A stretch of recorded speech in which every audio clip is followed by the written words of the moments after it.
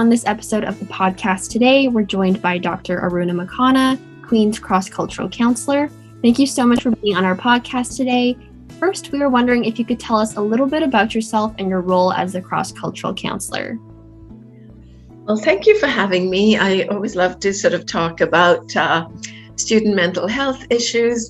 So just a little bit about me. I'm a psychologist at Student Wellness Services, and my title is Psychologist, Cross-Cultural Diversity and Equity Affairs. It sounds rather grand.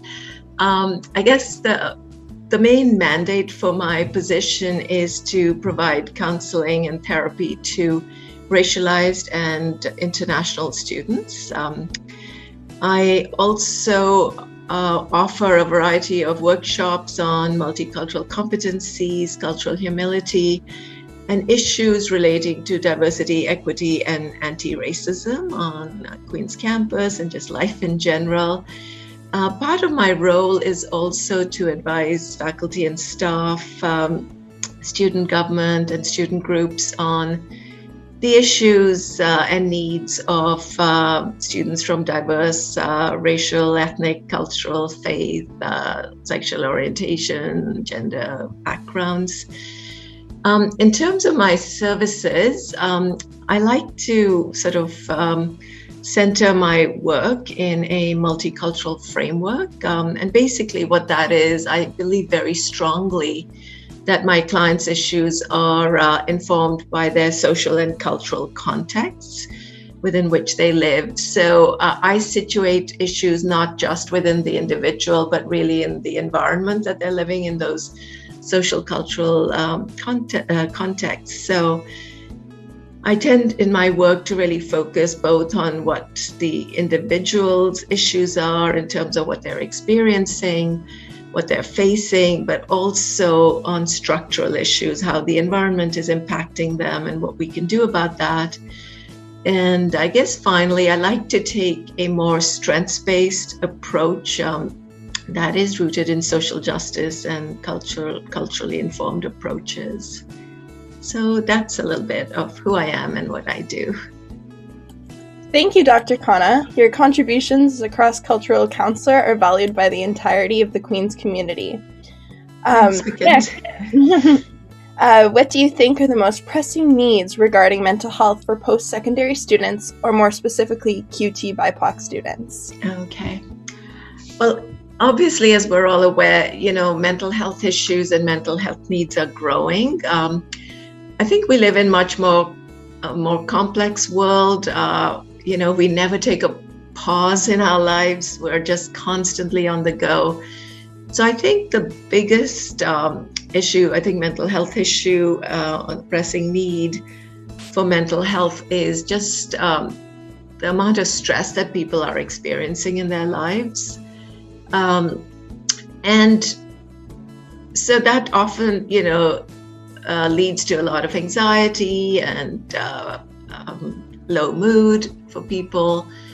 But I think it's kind of also related to how we're living our lives. One thing that I'm noticing a lot is despite the fact that your generation is so connected via social media, people are really quite lonely. And I think those social connections that are so important for our well-being seem to be less kind of deep and meaningful sometimes. So that's something that I'm noticing in my practice, the loneliness, the isolation that a lot of people are experiencing, together with a lot of pressure and demands on people's time. That I think is one of the, more pressing mental health issues that I'm noticing. And I think for QT BIPOC students, the structural issues in terms of how systems are created, whether they make people feel included, welcomed, whether they foster that sense of belonging. I think that is a big issue. And I think the social factors in terms of those connections, belonging, some isolation or marginalization is greater for QT BIPOC students. And so I think these are some things that we really need to address to be able to have that sort of state of well-being, right? Which is about feeling positive, feeling like we can handle the ups and downs of life, and feeling like we have those meaningful friendships and social connections that give us a sense of purpose and belonging. So those are the things that I think we need to work on.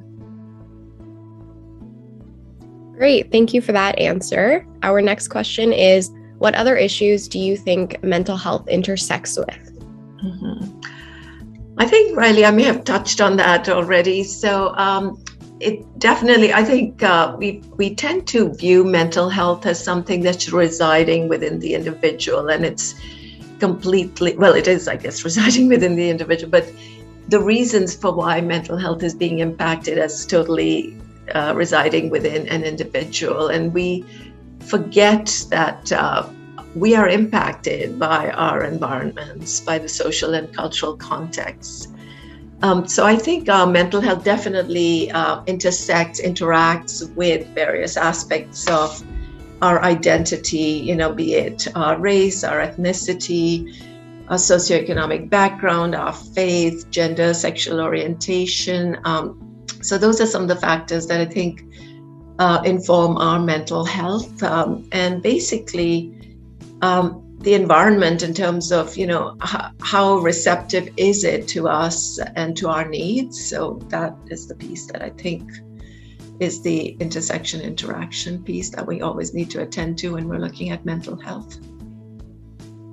I've certainly noticed, especially with a lot of my first year clients, they come to campus generally feeling very well and confident, and then things start changing over time. And what I've learned is that it is often related to the environment, the social connections or lack of, that I think starts kind of eroding somebody's state of well-being. Amazing. Thank you so much for that answer. And I definitely do agree that the social and cultural context really does intersect with mental health and plays a really big part in that. And then for our next question, we were wondering, since the onset of COVID-19, what barriers do you think have risen in accessible mental health services available to students? Oh, that's an interesting one. I think initially, when the pandemic hit and we had to work from our homes and people had to basically return to their homes. One barrier that emerged was, people's access to in-person counseling and therapy, that was really hard to find anywhere. All services were cut. Even, I know that for me, I see a doctor in the community, and, I've not had an in-person medical consult in the last 2 years. So I think that was one basic barrier. But for some other students, having access to a private space where they can speak freely was an issue, because we're doing our sessions we're doing them virtually, so via the internet. So the quality of internet was another issue. Having said that, I think doing virtual sessions has in some ways, it's been a barrier for some students, but it has also increased accessibility for others. And so students who left Kingston and went to their various homes, the ones who live in Ontario, they could still continue to talk to us, to see us. So I think there's been barriers, but I think it also increased access in a very unique way, which, to be honest, I had not expected that. I was quite frustrated initially when we were moving to a virtual model, but I've actually been really amazed that some of my clients who were not well enough to actually arrive to see us in person were still able to connect with us. I don't know if that answered your question. Yeah, that's a really unique perspective. Very cool. They're very real barriers that we must ensure are considered when making evidence-based decisions regarding student health services in the future. Our next question, what do you think can be done to make mental health services more easily accessible to students? Right. So I guess when we're talking about accessibility, are you referring mainly to just being able to get a service, or are you talking about getting service in a more timely way or immediately? Kind of a mix of both, I would say, specifically in like the Queen's community in Kingston through the offered student wellness services at Queen's. Right, yeah. I think that's always a really complicated issue. I mean, in my opinion, I've been at Queen's for quite some time, and I've seen that Queen's, the number of counselors that Queen's has hired has increased hugely. And sometimes I think there's still a perception in the student community that we don't have enough services. And I respect that perception, but sometimes I wonder if people actually have clear information on, what we do have. So I think, in terms of accessibility, I would say that we need to kind of not just work on what student wellness services can provide, but also those other structural, systemic, and environmental issues, so that the people, because for a lot of students, student clients, I think those are the more important issues that then contribute to mental health problems. So sometimes it almost feels like, we're offering counseling for issues that are better resolved by other kinds of interventions. But in terms of accessibility, I think, definitely having, sufficient number of counselors. We offer both same-day and long-term appointments. What I'm noticing is that, people are coming with more complex issues, and sometimes that does require, more intensive kind of counseling. And so I think maybe increasing the numbers, I like the same-day model. We've been offering, we've contracted and the AMS has contracted with virtual counseling services to kind of expand what we offer. So I think accessibility is being targeted in that way. But I really think that I would love to see more efforts to build community and connections, more efforts to provide,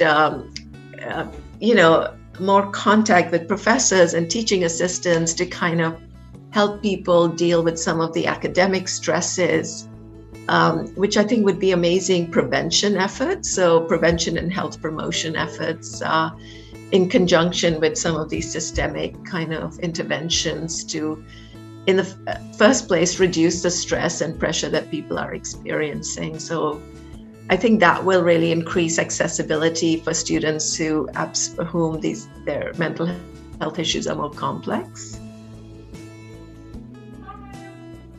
Thank you for those great ideas on improving accessibility. What are the next steps you think Queen's should take to further improve cultural awareness, equity, diversity, and intercultural communication? Right. So, as you're probably aware that, Queen's has definitely been working on these issues. They have established many committees that are looking at issues of inclusion, equity, diversity, anti-racism. I also feel that the student government has been working on that. So there's a lot going on on campus in terms of workshops, trainings, panel discussions on these very, very urgent issues that are impacting our community.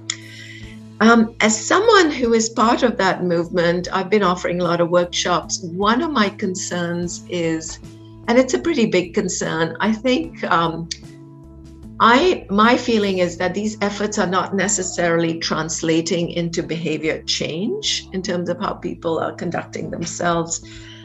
So whenever I do a workshop, my biggest fear, and I always tell the attendees, okay, this is just the beginning of a journey. I don't want you to say, okay, I've done a workshop on cultural competency and cultural humility, so I'm set to go.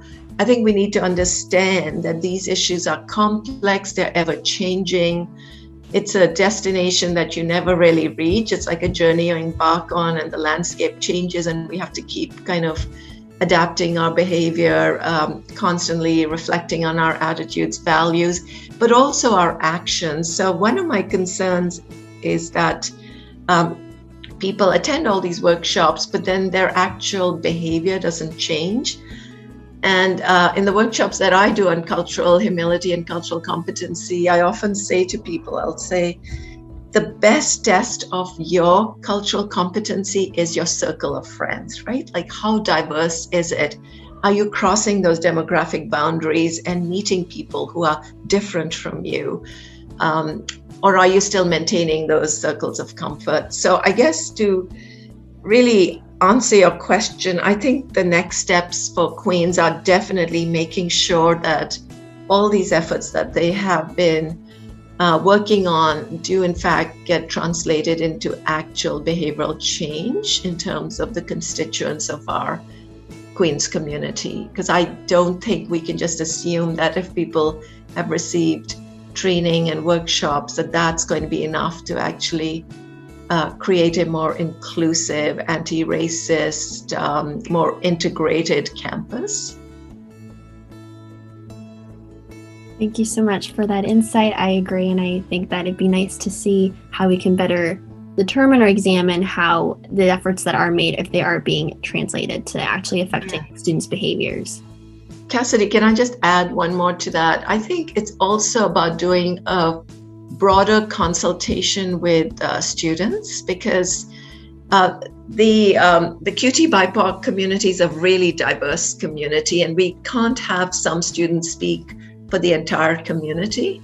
And so that's where, the questions you all have raised about intersectionality really pop in, because I think we need to consult with the broader community to make sure that we're hearing from a variety of students and getting those different perspectives so that we can actually work on these issues in a much more meaningful way for all students from that QT BIPOC community.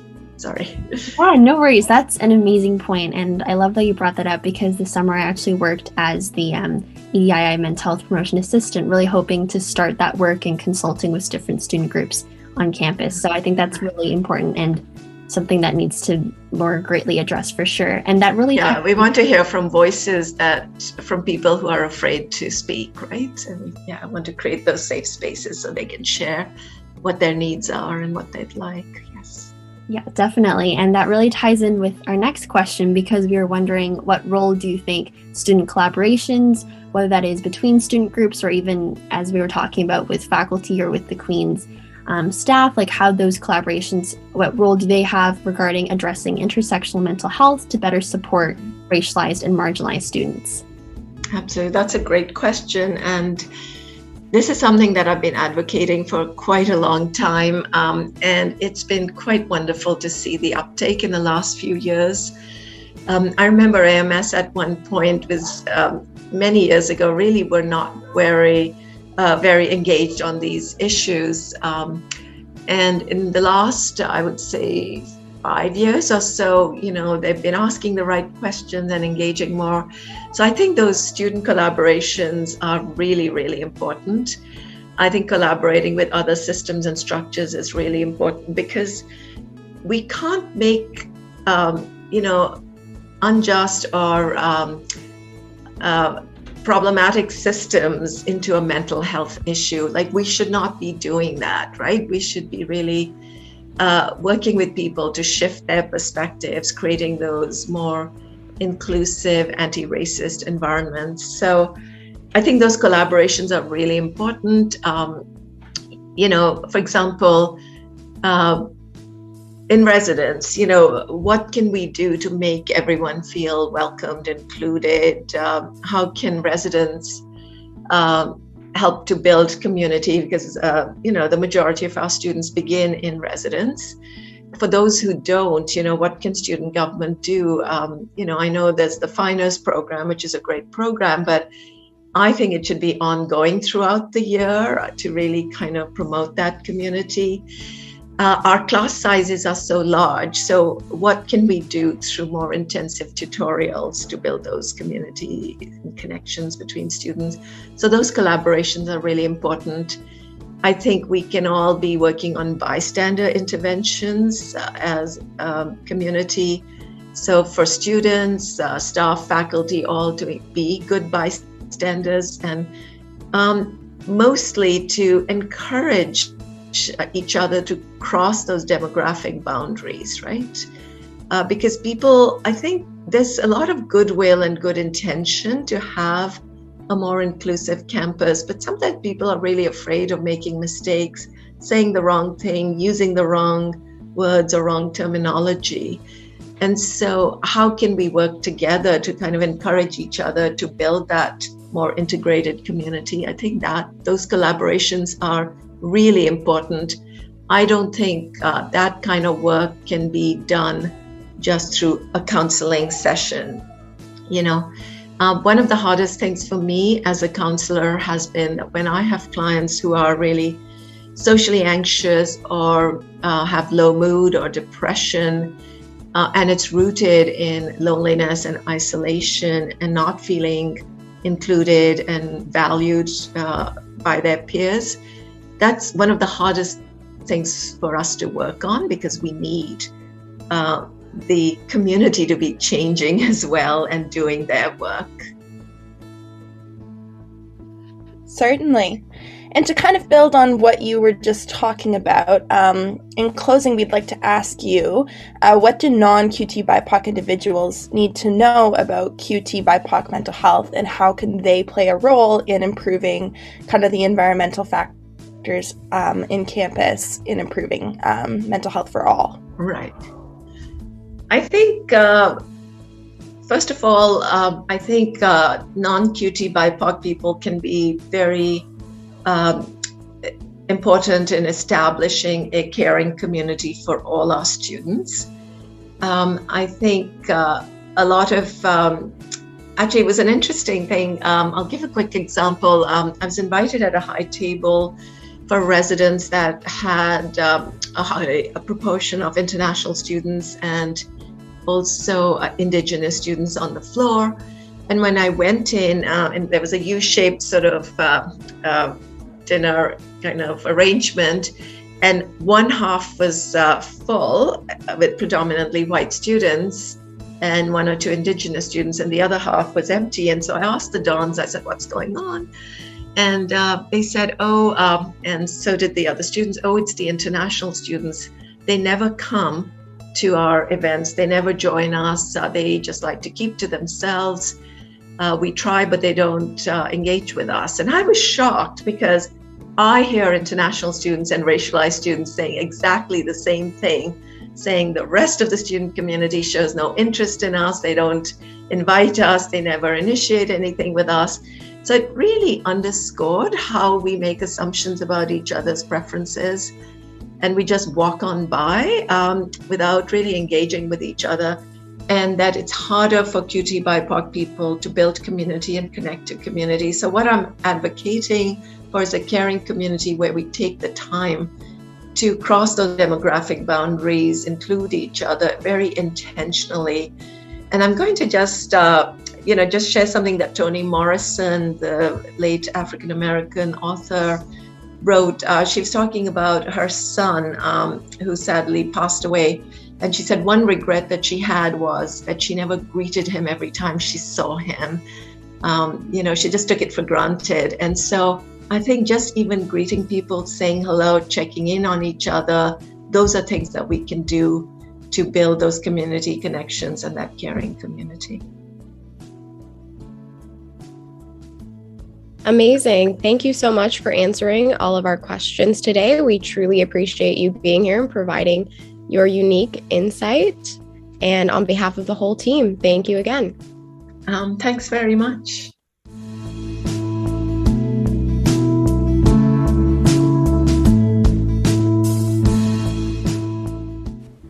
As we wrap up our podcast for now, we just wanted to give another big thank you to Dr. Khanna for meeting with us and providing her insights today. This podcast was recorded and edited by the Peer Health Educator Mental Fitness Team, which runs out of Student Wellness Services at Queen's University. Riley Mayhew, McKenna Perlin, and Cassidy Fu moderated and recorded this podcast while Kate Hunker edited it, so a big thanks to them for their work on this. If you're interested in finding out more about what the mental fitness team does or what Student Wellness Services does in general, you can follow us on our awesome social media accounts, which are Queen's University Be Well at both Instagram and Facebook. And if you have any other questions or comments about our podcast today, please feel free to reach out to us there as well.